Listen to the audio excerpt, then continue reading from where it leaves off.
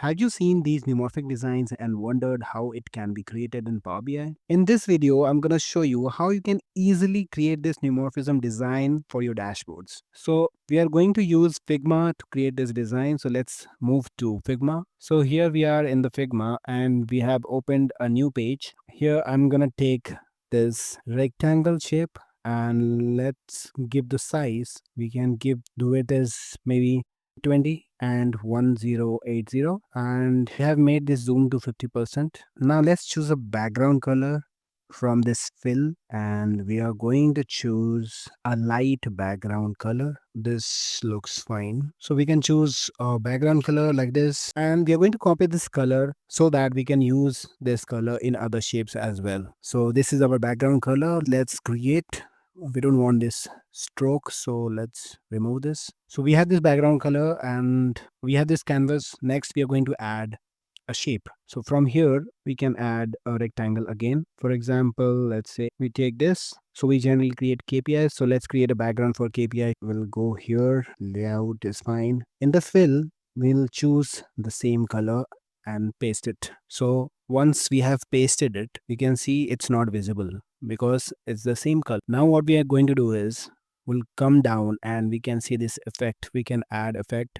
So it's basically adds a drop shadow. So we are going to basically create two shadows, and for this, the first one, we can say for X and Y we are going to choose 6 and 6. For blur, let's choose 12. For the color, let's choose a gray color for now, and this transparency we can choose as 40%. So this is the first shadow, and this in the second drop shadow we can use the exact same but the reverse, like -6, and this will be Y will be -6 as well. Blur, let's choose 12 again, and for the color let's choose white, and the transparency let's choose as 80%. Okay, this is rectangle. We can change the corner radius to 20 as well. Generally, what is neumorphic design? So in the neumorphic design you will see some elements are popping out of the surface, like they are elevated from the surface, and some elements are having depression. So we have created this for elevation. So you can see some light is coming from this top left, and this is reflecting here in these two corners, and this light is again creating the shadows for these two surfaces, which gives it a look like this element is popping out and is elevated from the ground. So we can create as many design by copy pasting like this. Now we want to create a depression. So we have to do nothing, just take the elevated one, and we have to change the drop shadows only.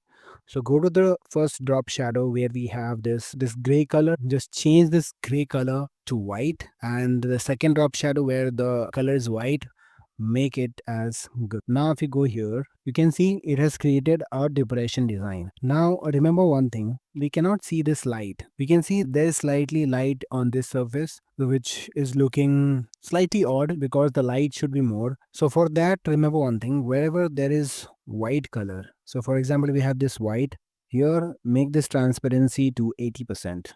So basically 60 to 80% you can choose, and you can see this light is looking nice. And for this, wherever we are choosing this gray color, make this transparency from 30 to 40%. Let's choose 40% here, and you can see now this depression design is looking good. So these are elevation and depression designs. Now suppose I'm creating a background shape for any chart here, and we want to create some toggle. So how we can use this together is, we can take this design here and we can show it like this, maybe a pill shape for toggle. You can see it is looking nice. You can play around these two, elevation and depression, and create different designs. You can also go to the Pinterest and search for neumorphic, and you will get a lot of designs from here.